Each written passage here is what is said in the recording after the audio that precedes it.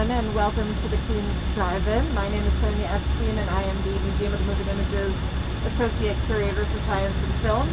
Let me hear you honk if this is your first time here. Okay, and if you've been here before?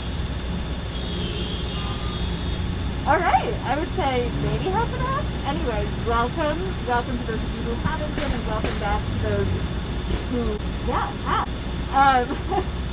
For those of you who haven't, the Queen's Drivein is a partnership between three nonprofits, the Museum of the Moving Image, Rooftop Films, and the New York Hall of Science, whose grounds we are on tonight, and lucky to be that. Thank you, all of you, also for coming out despite the crazy rain earlier.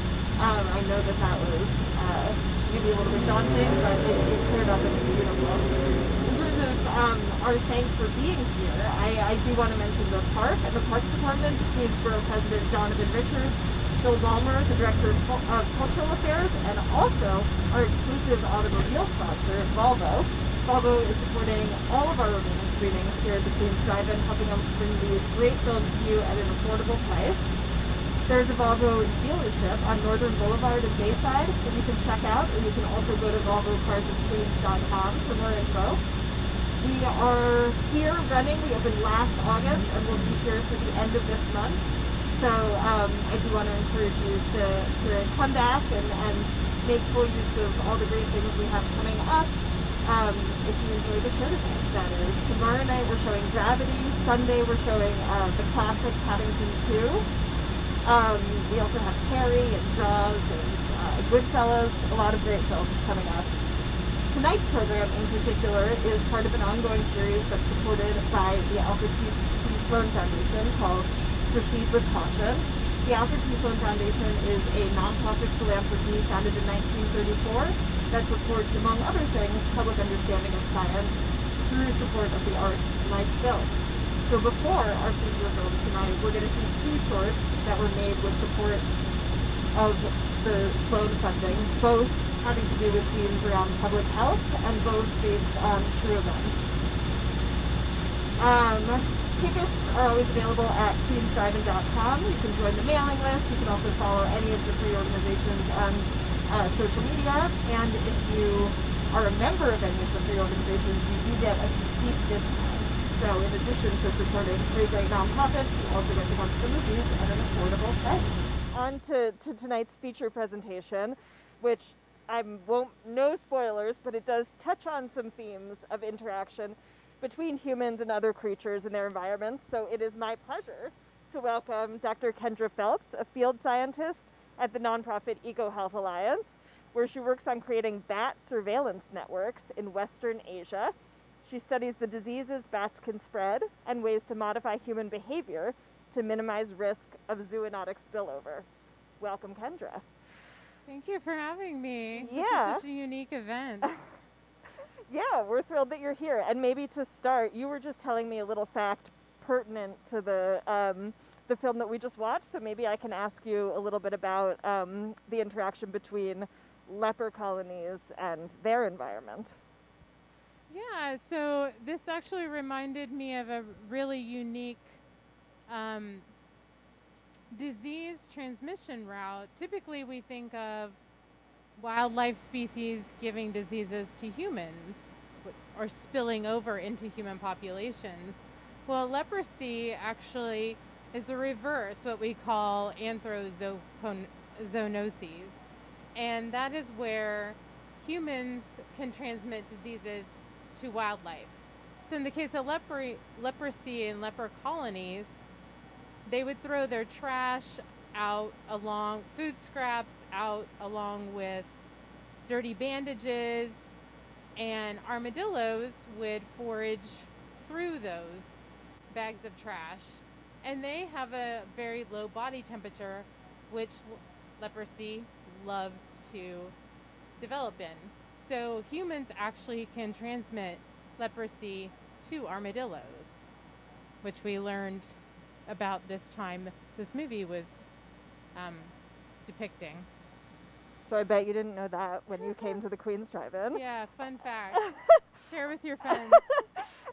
Maybe to start, you can tell us a little bit, like, what is a spillover event?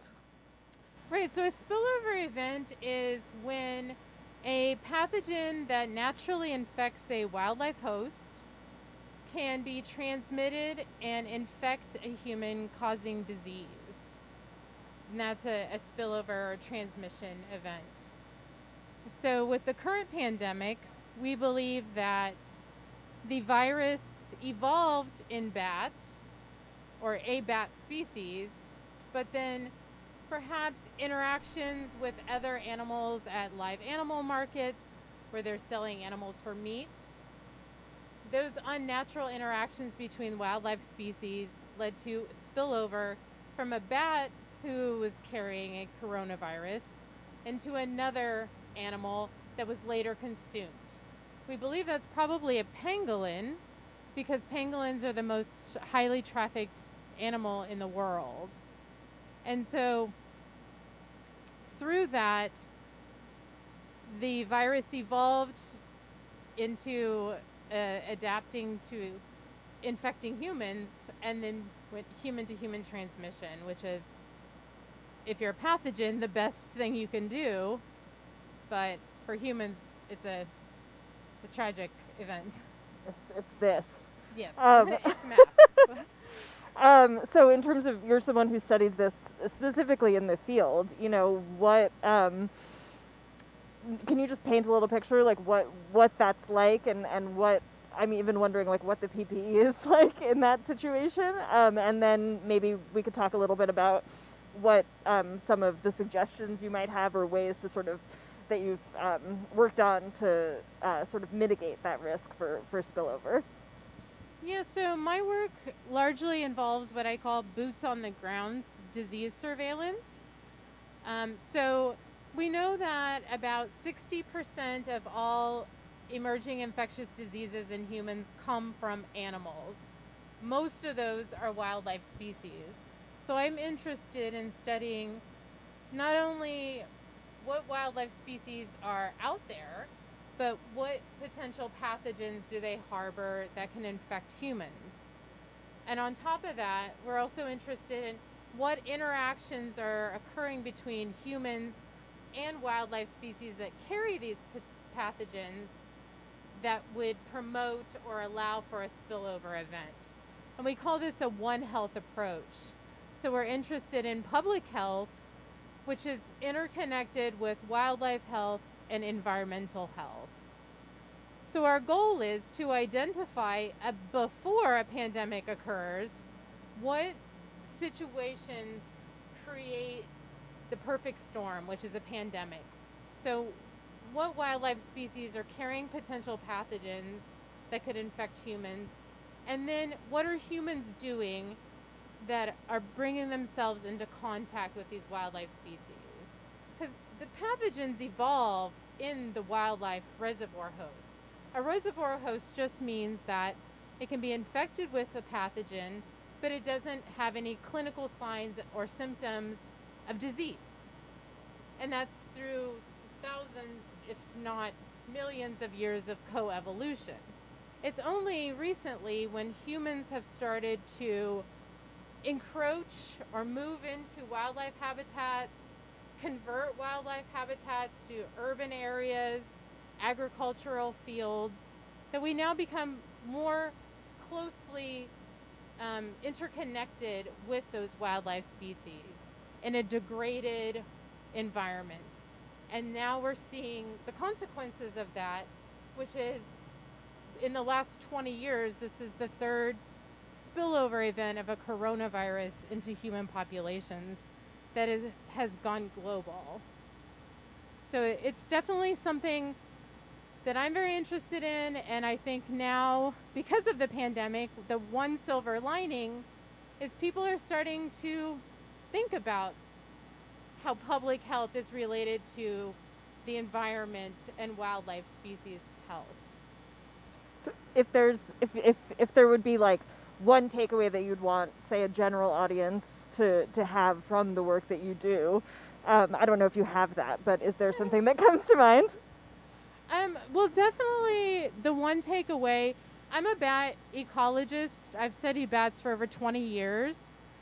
Anytime we document a virus that is or any pathogen that's closely related to something that causes disease in humans, there's often backlash to bat populations. So direct killing of bat populations, displacing bats from their roosting sites in trees with fire hoses. Bats just don't recover well from human disturbance events like that, and it's causing reductions in bat populations globally. So the big takeaway is the pathogens evolved in the reservoir hosts. Maybe that is a bat species, but that bat isn't seeking you out to infect you. We as humans are encroaching into bat habitats and really bringing it upon ourselves the opportunity or promoting the ability for transmission events or spillover events to occur. So I guess the really long story of this is Totally fine. don't blame the wildlife species. Definitely don't blame bats, please. They serve a lot of wonderful ecological and economic services for human populations, such as they eat mosquitoes, and we know mosquitoes carry a lot more diseases and kill a lot more people. They pollinate fruits, they regenerate forests by spreading seeds, and they consume, besides mosquitoes, a lot of insect pests that consume crops and damage crops. So they have their benefits, but they've always gotten a bad reputation since the publication, I think, of Dracula in the 1800s, or maybe before that even. So they already get a bad rap. So when we associate human disease with potential exposure to bats, people don't want to take the blame themselves. They want to blame the wildlife, and that's really not the case. So my takeaway is think about what we're doing and our interactions with the environment, not so much blaming it on the wildlife species. I think that's a great takeaway, and it seems like yeah.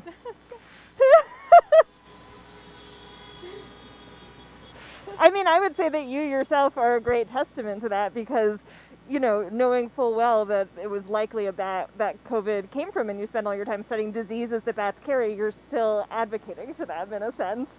So that, and not to mention that everything exists in an ecosystem, and so if you take out, one component of that ecosystem, something else is going to come in to fill that niche. So you have to think about what you're doing when you're just displacing something like a bat, right? Mm-hmm. Am I crazy? No, I mean, that's exactly the case with some disease outbreaks where we have pushed urban areas into natural habitats that bats need to survive. And if we take away that habitat where they're separate from us and we move into that habitat, then we start to commingle and cohabitate the same environments, and that promotes transmission events that can occur. So if we respect the space of wildlife species, conserve the space for wildlife species, then we'll have less spillover events. Okay, Dr. Kendra Phelps, I suggest following her work, and thank you so much for being here. And I think with that, we hope you enjoy the film.